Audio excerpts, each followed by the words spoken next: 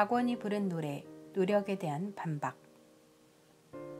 널 생각해로 유명했던 원모어 찬스의 박원이 홀로서기를 하며 냈던 노래, 노력을 듣고 저는 충격에 빠졌습니다. 라이브로 처음 들은 이 노래의 가사 중에는 이런 내용이 있습니다. 사랑을 노력한다는 게 말이 되니.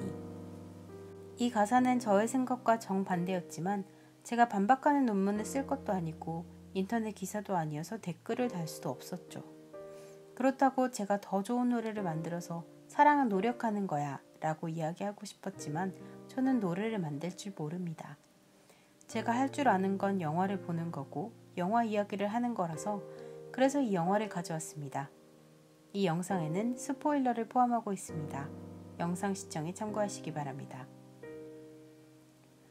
주인공 켈빈은 소포모어 징크스를 앓고 있는 작가입니다. 어쩌다 보니 첫 작품이 대박났는데 그 이후로 이렇다 할 작품을 쓰지 못하고 있는 거죠. 그렇게 슬럼프를 겪던 중에 그를 담당하던 상담사가 이상형을 묘사하는 글을 써보는 것이 어떻겠냐는 조언을 해줍니다. 이에 따라 켈빈은 본인의 이상형에 대한 글을 쓰기 시작합니다. 처음엔 가볍게 시작한 글에 점점 본인의 진심이 담기기 시작하죠. 이상형의 이름은 루비 스팍스. 그녀에 대해 홀린 듯이 글을 쓰다가 잠이 듭니다.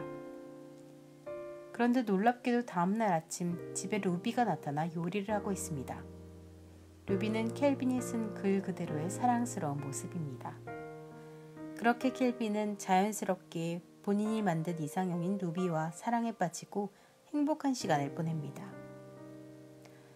직접 묘사해서 만든 완벽한 이상형이었지만 모든 관계가 그렇듯이 작은 갈등들이 발생하기 시작합니다. 그런데 이 둘의 관계는 켈빈에게 유리하게 기울어 있습니다. 켈빈이 글을 쓰면 루비는 그대로 변하게 되죠. 점점 루비를 자기의 욕구에 따라서 조종합니다. 루비가 본인에게 관심을 덜 쏟는 것 같으면 자기에게 딱 달라붙어 있도록 만들었다가 자기에게만 달라붙어 있느라고 일상생활을 하지 못해서 우울해하는 루비를 하염없이 낙천적으로 만들기도 합니다. 루비라는 소설에 켈빈이 손을 대기 시작하자 그들의 관계는 곧 깨지기 시작했습니다. 관계가 깨지기 시작한 걸 느끼자 켈빈은 책에 이렇게 씁니다. 루비는 그냥 루비였다. 루비를 루비 자체로 인정하고 다시 관계를 이어가려 한 것입니다. 그런데 이때 가장 큰 갈등이 일어나고 켈빈은 다시 루비의 책에 손을 댑니다. 사랑을 노력하는 것은 말이 안 되는 걸까요? 켈빈은 아무런 노력도 하지 않고 루비와의 관계를 이어가려고 했습니다. 본인은 변하지 않고 루비를 바꿨죠.